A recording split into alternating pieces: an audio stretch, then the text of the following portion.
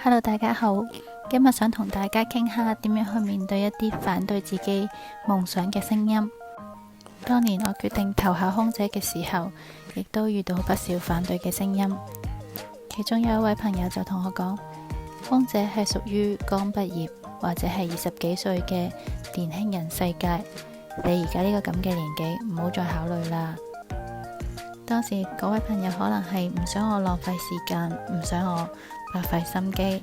但係我好記得佢同我講呢句說話之後，我一直下定決心。我同自己講，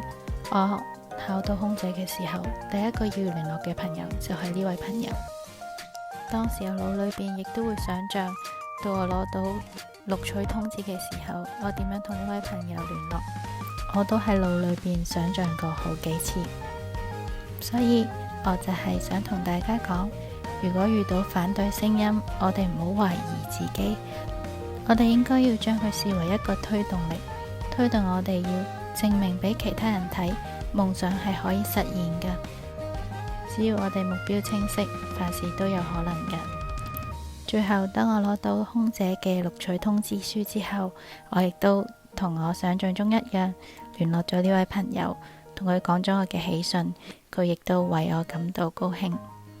希望大家都可以繼續堅持自己嘅夢想，我哋一齊努力啦！下次再見，拜拜。